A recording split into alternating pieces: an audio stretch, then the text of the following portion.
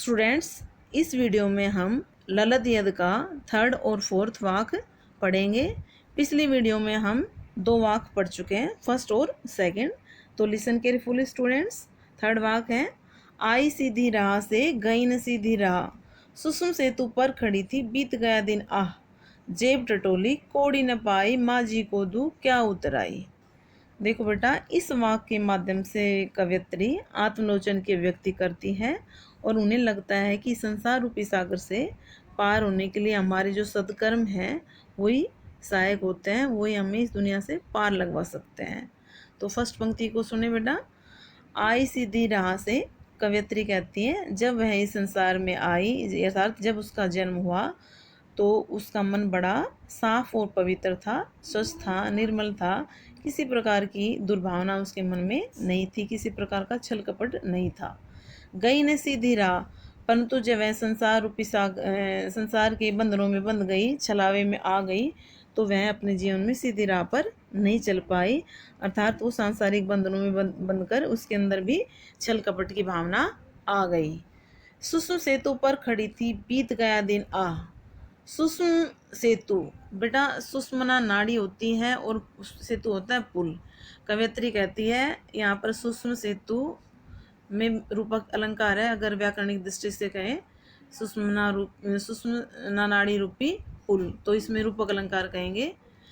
भाव सुने कि कवयित्री कहती है, जब वह इस संसार में पैदा हुई आई तो उसका मन बड़ा पवित्र था, निर्मल था, परंतु वह सांसारिक बंधनों में बंधकर छल कपट की भावना से युक्त हो गई। और इसी सोच विचार में कह रहे हैं सुषम सेतु पर, सुषमना नाड़ी जो होती है आपकी प्रधान हड्डियों की तीन जो नाड़ियाँ होती हैं, उन प्रधान नाड़ियों में एक नाड़ी आपकी सुषमना नाड़ी होती है जो नाक के मध्य भाग में स्थित होती है, जिससे व्यक्ति सोच विचार करता है। तो कवयित्री कहती है उसका सारा जीवन इस सोच विचार में बीत गया, यानी सुषमना नाड़ी रूपी वह पुल पर खड़ी रही कि वह क्या करे, उसने जीवन में क्या ऐसा सत्कर्म किया जो ईश्वर से वह मुक्ति प्राप्त करने के लिए प्रार्थना कर सके। तो वो सारा जीवन उसका ऐसे ही बीत गया। अगर बीत गया दिन आह, दिन से अभिप्राय है जीवन, कि वह जीवन में क्या करे क्या न करे, उसका जीवन तो सांसारिक मोह माया बंधन में बन चुका है। इसी सोच विचार में उसका सारा जीवन बीत गया और उसको बड़ा दुख है, अफसोस है कि उसने जीवन में कोई सत्कर्म नहीं किया। जेब टटोली कोड़ी न पाई, माँ जी को दूँ क्या उतराई। कवयित्री कहती है, जब उसने अपनी मन रूपी जेब को टटोला तो उसमें कोड़ी न पाई, उसमें सत्कर्म रूपी कोई कोड़ी यानी पूंजी या धन मैं कहूँ कुछ भी नहीं था उसके मन के अंदर। उसने जब देखा कि उसने जीवन में कोई ऐसा सत्कर्म किया ही नहीं जो ईश्वर को, माँ जी होता है बेटा नाव चलाने वाला, और माँ जी यानी नाविक, नाविक कह दूँ या माँ जी कह दूँ, नाव चलाने को कहते हैं, पर यहाँ ईश्वर के लिए प्रयुक्त हुआ है।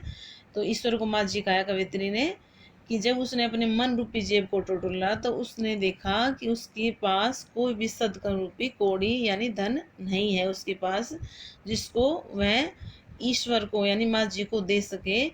जो क्या करेगा, क्या उतराई, उतराई यानी मेहनताने के रूप में देगी उस ईश्वर को, जो उसके जीवन रूपी नाव को भवसागर रूपी जो है मझधार से पार लगाएगा, यानी उसको मुक्ति दिलाएगा। उस ईश्वर को वह बदले में क्या देगी। अब ईश्वर पैसा तो लेगा नहीं बेटा, भगवान पैसा नहीं देखता, वो तो सदकर्म देखता, मनुष्य ने जीवन में क्या कर्म किया है। जो अच्छा कर्म करेगा उसको मुक्ति देगा, जो बुरे कर्म करता है मनुष्य उसको मुक्ति नहीं मिलती। तो कवयित्री ने इसी बात को यहाँ पर स्पष्ट किया है कि उसने जीवन में कोई ऐसा सदकर्म नहीं किया जिससे उसको मुक्ति मिल सके, जो बदले में भगवान उसको मुक्ति दिलाए, जिसने उसकी संसार रूपी नैया को पार लगाया, संसार रूपी सागर से उसके जीवन रूपी शरीर रूपी नैया को जो पार लगाएगा उसको मेहनताने के रूप में वो दे सके।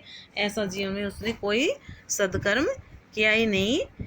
तो यहाँ पर आपका ये थर्ड वाक हो गया। फोर्थ वाक देखे बेटा। थल थल में बसता है शिव ही, भेद न कर क्या हिंदू मुसलमान, ज्ञानी है तो स्वयं को जान, वही है साहिब से पहचान। अब ये आपका अंतिम वाक है। इसके अंदर कवयित्री ने देखो हिंदू मुसलमान का जो भेदभाव होता है संसार में, हम देखते हैं समाज में, उसका कवयित्री यहाँ पर विरोध किया है कवयित्री ने। दूसरा, ईश्वर की व्यापकता का भी यहाँ पर पता चल रहा है कि जो भगवान है वह सृष्टि के कण कण में विराजमान है, विद्यमान है। कवियत्री ने ये भी बताने की यहाँ पर कोशिश की है कि आत्मज्ञान ही सच्चा ज्ञान है, यानी अपने आप को जानना ही वास्तविक ज्ञान है। तो बेटा सुने, लिसन। थल थल में बसता है शिव ही, क्योंकि कवियत्री जो है शैव मत को मानने वाली है, शिव जी की वो उपासक रही है, तो इसी में शिव जी भगवान का नाम लिया है। वैसे शिव होता है कल्याण करने वाला, कि थल थल में बसता है शिव, कि ईश्वर जो है सृष्टि के कण कण में विराजमान है, जो हमें संसार रूपी सागर से पार लगाने वाला है। वह तो सृष्टि के एक एक कण में विद्यमान है, विराजमान है। भेद न कर क्या हिंदू मुसलमान, और क्यों तू हिंदू मुसलमान के झगड़े में पड़ रहा है कि ये हिंदू है, ये मुसलमान है, ये अच्छा है, बुरा है, यह धर्म छोटा है, यह बड़ा है। इस भेदभाव को तू छोड़ दे। मनुष्य से कवियत्री कह रही है कि उस भेदभाव को तू छोड़ दे, यानी इस तरह की विचारधारा, जो संकीर्ण विचारधारा है, उसके पीछे मत जा, क्योंकि ईश्वर तो हर जगह विद्यमान है। तो उसको ये सोचे कि भाई आपका गुरुद्वारा है, मंदिर में मिलेगा, या आपका मस्जिद में मिलेगा, वो कोई बात नहीं है, वो तो हर जगह विद्यमान है। ज्ञानी है तो सम को जान। कवियत्री कहती है, अगर हे मनुष्य तू अपने आप को ज्ञानी मानता है, विद्वान मानता है, तो सबसे पहले तू स्वयं को जान। क्योंकि जब तू अपने आप को जानेगा कि मैं क्यों आया हूँ इस दुनिया में, मेरा जन्म क्यों हुआ, मेरे जीवन का क्या उद्देश्य है, इस सब को तू जान लेगा, तभी तो वास्तव में ज्ञानी है। और वही है साहिब से पहचान। साहिब यहाँ ईश्वर भगवान के लिए प्रयोग हुआ है, कि जब तू अपने आप को जान लेगा, अपने जीवन के लक्ष्य को समझ लेगा, उद्देश्य को समझ लेगा कि मेरा जन्म क्यों हुआ है, तो तू वास्तव तभी ज्ञानी है। और इस तब अपने आप को जब तूने जान लिया है, वहीं उस भगवान से तेरी पहचान है, उस ईश्वर से तेरी पहचान है, क्योंकि तूने जीवन के मकसद को पहचान लिया और उसको जीवन में अपने अपनाया, उसमें आगे बढ़ा। यानी कि जीवन में कोई गलत कार्य किया ही नहीं, अपने जीवन का मकसद तूने जाना कि मुझे अच्छे कार्य करने हैं। तो यही क्या होगा, उस ईश्वर से, उस भगवान से तेरी मुलाकात होगी, उससे तेरी पहचान होगी। तो सबसे पहले व्यक्ति को अपने आप को जानना चाहिए, वहीं क्या होगा, आत्मज्ञान ही सच्चा ज्ञान होगा। आपका चौथा वाक्य भी यहाँ पर कंप्लीट हो गया। धन्यवाद बेटा।